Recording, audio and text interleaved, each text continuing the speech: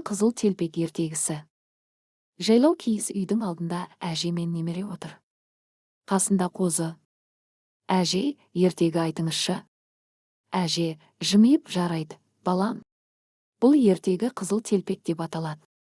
Ертеде, ешкі жүні бөртеде, орманда бір әдемі қыз болыпты. Бәрі оны қызыл телпек деп атапты, себебі оның басында әрқашан қызыл телпек болады екен. Қызым, мынау бәлішпен кішкене тосап, әжең ауырып жатыр, апарып берші. Бірақ жолдан шықпа, бөгде адамдармен сөйлеспе. Жарайды, анашым, мен абай боламын. Мен үшін қорықпаңыз. Қызыл телпек себетін алып орманға қарай кетеді. Қызыл телпек орманмен жүріп келе жатады. Кенет алдынан айлакер қасқыр шыға келеді. Сәлем, қызыл телпек. Қайда бара жатырсың? Саған көмектесейін бе? Сәлеметсіз бе, қасқыр аға. Әжеме бара жатырмын. Ол ауырып жатыр. Ой, жазылсын әжең. Ол қайда тұрады екен? Апарып тастайын ба? Орманның арғы жағында, үлкен еменнің артындағы кішкентай үйде. Біріншісі әже, екіншісі тәтті бәліш. Қайсысын бірінші жеймін екен? Деп іштен ойлапты. Қасқыр жүгіріп кетеді. Қасқыр әженің үйіне бірінші жетеді. Түк. Әже, есікті ашыңызшы, мен қызыл телпекпін. Деп айтады қу қасқыр.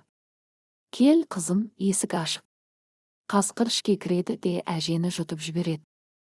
Кейін әженің киімін киіп төсекте жатады екен. Түк. Әже, мен келдім.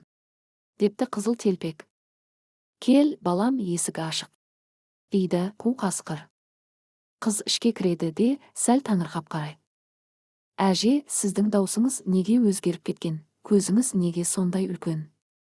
Құлағыңыз ше? Істеріңіз ше? Депті қызыл телпек.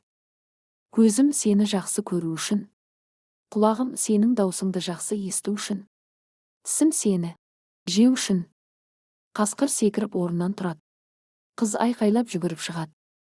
Аңшы үйге кіріп қасқырды ұстап алады. Әжені ішінен шығарып алады. Барлығы қуанады. Ой, рахмет, батыр аңшы. Ал сен, қызыл телпек, енді жолдан шықпай, бейтаныспен сөйлеспе. Қызыл телпек, иә, әже, уәде беремін. Барлығы бірге, жақсылық әрқашан жеңеді. Осылайша айлакер қасқыр өз жазасын алды. Ал қызыл телпек сабақ алды. Бәрі бақытты өмір сүріпті. Жаңа ғана әже ертегісін айтып болып, немересіне мейірлене қарады. Бала жүзі бал болжанып, ертегі әлемінен шықпай отыр. Есіңде болсын, балам, деді әже. Қызыл телпек анасын тыңдағанда ғана аман қалды. Үлкеннің ақылы өмірдің шамшырағы.